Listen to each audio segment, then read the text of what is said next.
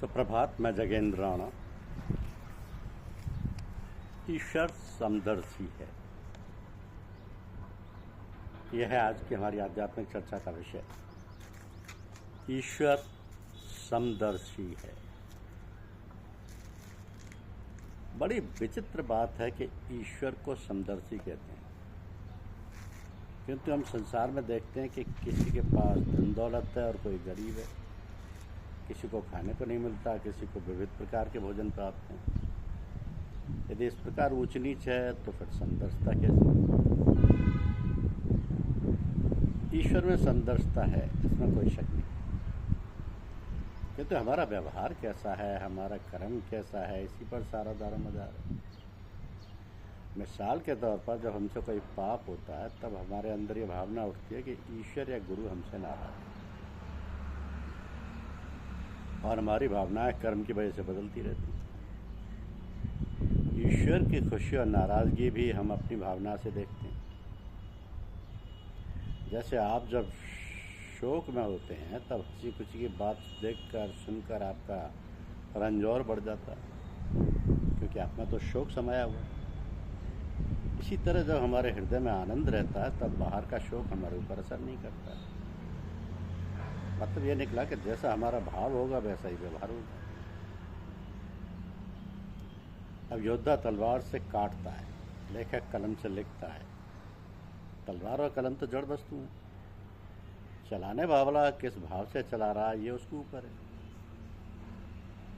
जिस भाव से जो काम करेंगे वैसा ही उसका असर होगा। सारा महत्व भाव का है। एक स्त्री किसी की पत्नी, किसी की माँ, किसी की बहन और किसी की बुआ होती है। इस प्रकार रिश्ते अलग अलग होते हैं, यानी ये सब भाव पर निर्भर है। इसी प्रकार रिश्ते अलग अलग होते हैं, यानी ये सब भाव पर निर्भर है। इसी प्रकार दुनिया का सारा खेल विचार का है। जब हमारा दिल दिमाग ईष्ट यानी ईश्वर में रंग जाता है तब ईश्वर भी हमारे दिल दिमाग में समा जाता है, और बाहर से भी वही ईश्वर सर्वत्र भासता है। उस समय ये हालत होती है, सिया राम मैं सब जग जानी, ये भाव आ जाता है और सबके आगे सिर झुकता रहता है। नमाज के माने नमस्ते यानी झुकना है। नमस् संस्कृत का शब्द है, हस्तों में साका जा बोलते हैं, इसलिए नमस्कार नमाज हो गया। जैसे हम नमस्कार करते हैं वैसे ही वो नमाजकार बोलते हैं। अब पूजा का मतलब है कि हम ये देखते रहें कि हमारा दिल दिमाग इष्ट में कितना रंग पाया है, या इष्ट के प्रति किस सीमा तक भाव पड़ा है। हर एक व्यक्ति में इष्ट दिखाई पड़ना चाहिए, और यदि यह नहीं हुआ तो मतलब है कि अभी रंग नहीं चढ़ा। राधा कृष्ण भगवान की याद में मस्त है, यानी अपने आप को भूल गई है। राधा कृष्ण भगवान की याद में मस्त है, यानी अपने आप को भूल गई है, और कृष्ण को याद करते करते अपने को ही कृष्ण समझ रही है। इसी तरह कृष्ण भी प्रेम में अपने को राधा समझ रहे हैं, और मस्ती में अपने को भूले हुए कृष्ण कृष्ण को और राधा राधा को ढूंढ रहे हैं। तो समदर्शी है नाम त्योहारो, चाहो तो पार करो। वो तो समदर्शी है, सबको पार करने को तैयार भी है, बशर्ते हम तैयार हो। पार होने का रास्ता यानी भगवान तक पहुंचने का रास्ता बहुत ही संकीर्ण है। उस रास्ते में जरा भी बोझ लेकर नहीं चल सकते, पाप या पुण्य कोई भी बोझ हो। विपत्ति नहीं रघुपत की दाया, भोग भोगाए छुड़ावई माया। वो तो कृपा करते हैं, भोग भुगवा कर अपने पास बुलाना चाहते हैं। हम उसको विपत्ति में गाली देते हैं और कहते हैं कि हमने क्या बिगाड़ा, हमें दुख दे दिए। और जब हम आनंद से हैं, सुख है, पैसा है, बच्चे हैं, इज्जत है, तो कहते हैं कि भगवान की बड़ी कृपा है। परंतु जब दुख आते हैं तब भी यही कहना चाहिए कि ये सब ईश्वर की दया कृपा है, क्योंकि सुख और दुख दोनों उसी के दिए हुए हैं। मगर हम तो स्वार्थ में इतने अंधे हो जाते हैं कि हम ऐसा नहीं समझते।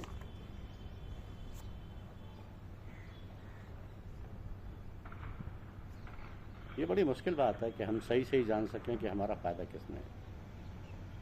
हम भोग में योग करते हैं, बजाय सुखपूर्वक भोग भोगने के दुखी होते हैं, उसको गाली देते हैं।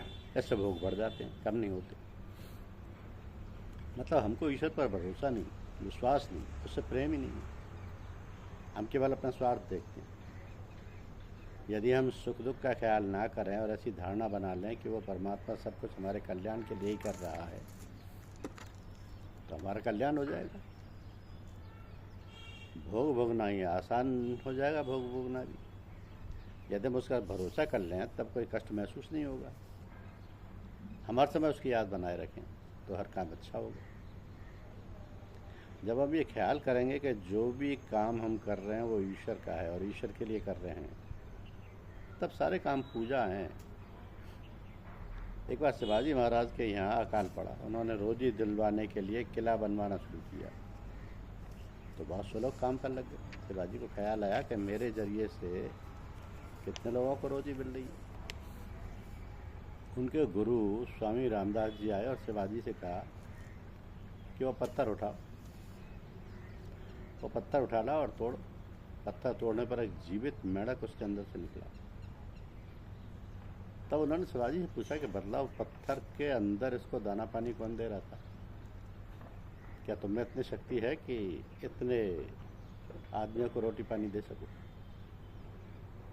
ये सब तो उसकी मर्जी है। शिवाजी को ज्ञान हुआ, राजपाट छोड़ने को कहने लगे।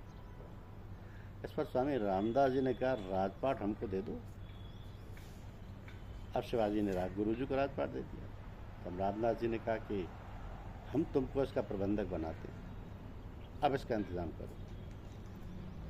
तो शिवाजी पहले स्वामी थे, अब सेवक हो गए। यानी सिर्फ ख्याल बदल गया, बस ख्याल का ही सब खेल है। सब कुछ उसके लिए कर रहे हैं। यही ख्याल हम सब में रस बस जाना चाहिए। यही पूजा का मतलब है। यही समय है जब हम अपने दिल दिमाग को रख सकते हैं। बुढ़ापे में कुछ नहीं कर सकते। उस वक्त हमारी वासनाएं बढ़ जाती हैं और शरीर कमजोर हो जाता है। क्या कर्म कर रहे हैं इसका असर नहीं होता, मगर किस भाव से कर रहे हैं उसका असर अवश्य होता है। लोग नहीं समझते कि भौतिक विज्ञान केवल इंद्रिय ग्राह्य वस्तु के ही बारे में ज्ञान प्रदान करता है। इंद्रियातीत राज की कोई खबर वो नहीं देता। प्राचीन ऋषियों ने ईश्वर का साक्षात्कार किया था, वे ही खबर दे सके थे। वो कह सके थे कि ईश्वर का स्वरूप इस प्रकार है।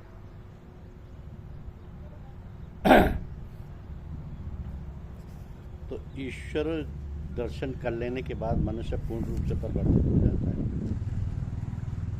किसी किसी को चैतन्य जाग जाता है, परंतु उसके कुछ लक्षण हैं। ऐसे व्यक्ति को ईश्वरीय प्रसंग छोड़ दूसरा कुछ भी सुनना या बोलना अच्छा नहीं लगता।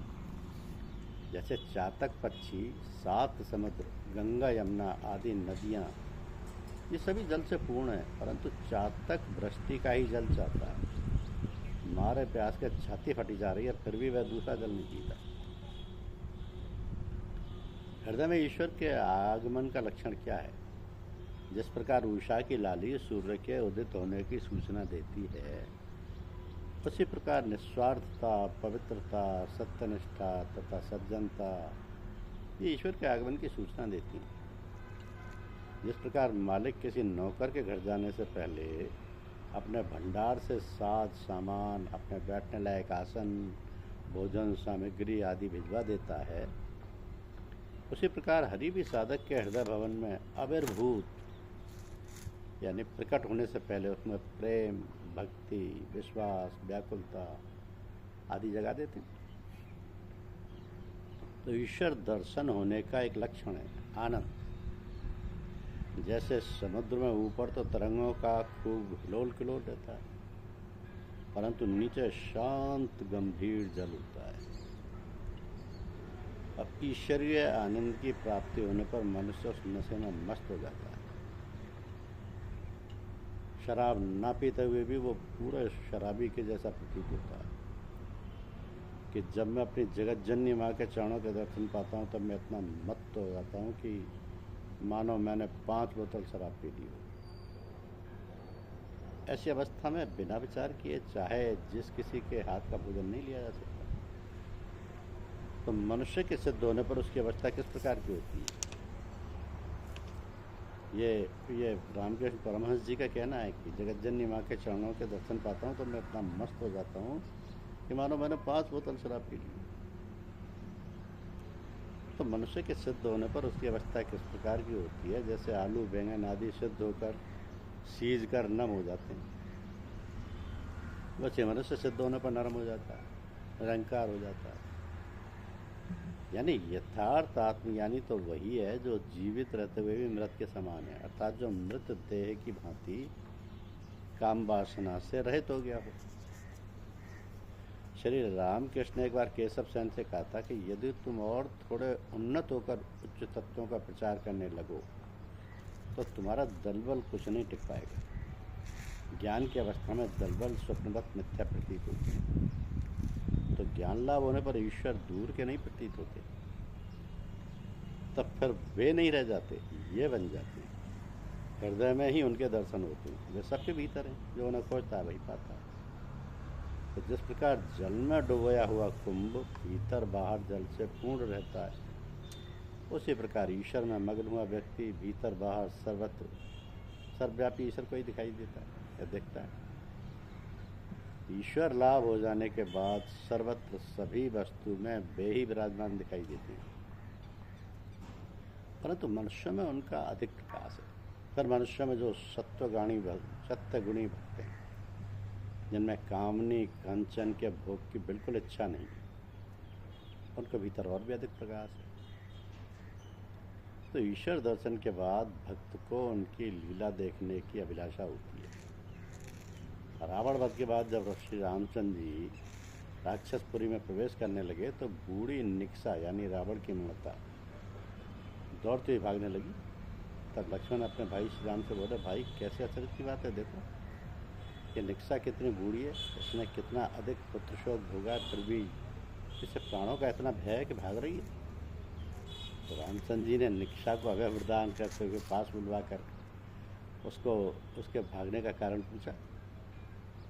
तब निक्सा बोली, राम मैं इतने दिन जीवित हूँ इसलिए तुम्हारी इतनी लीलाएं देख पा रही हूँ, मुझे और भी जीने की इच्छा ताकि मैं तुम्हारी और भी लीलाएं देख सकूं। तो क्या मुक्त पुरुष के भीतर माया रहती है? शुद्ध सोने से गहने नहीं गढ़े जा सकते, शुद्ध सोने से गहने नहीं गढ़े जा सकते, उसको थोड़ी सी खोट मिलानी पड़ती है। इसी प्रकार पूर्ण रूप से माया रहित होने पर देह नहीं टिकती, देह के रहते थोड़ी माया रहती है। जिस प्रकार बकरे का गला काटने के बाद भी वह थोड़ी देर तक छटपटाता रहता है, उसी प्रकार जीवन मुक्त पुरुष जिस अहम भाव को लेकर संसार में विचरण करता है वो निर्जीव होता है, वह उसे काम कांचन में आबद्ध नहीं कर सकता। देह का जन्म हुआ इसलिए मृत्यु भी होगी, किंतु आत्मा की मृत्यु नहीं है। सुपारी पक जाने पर छिलके से अलग हो जाती है, परंतु कच्ची सुपारी को छिलके से अलग करना बड़ी टेढ़ी की है। ईश्वर के दर्शन होने पर देहात्म बुद्धि चली जाती है और देह तथा आत्मा अलग अलग है, ये अनुभव हो जाता है। यहूदियों ने ईसा मसीह को क्रूस पर चढ़ा दिया, उनकी देह में कीलें ठोकी, पर तब भी उन्होंने उनके कल्याण के लिए प्रार्थना की। ये कैसे संभव है? गीले नारियल में कील ठोकने से वह भीतर गरीब तक जा चुकती है, परंतु नारियल के सूख जाने पर गरी खोपड़े से अलग हो जाती है, तब बाहर कील ठोकने पर वह गरी को नहीं लगती। ईसा मसीह सूखे खोपड़े की तरह थे, वे देह से अलग थे, इसलिए देह के कष्ट से उन्हें पीड़ा नहीं पहुंच सकती। देह में कीलें ठोकने पर भी उन्होंने आनंदित चित्त से बैरियों के कल्याण के लिए प्रार्थना की। तो ईश्वर की लीला यह है कि ईश्वर समदर्शी है, लेकिन सबको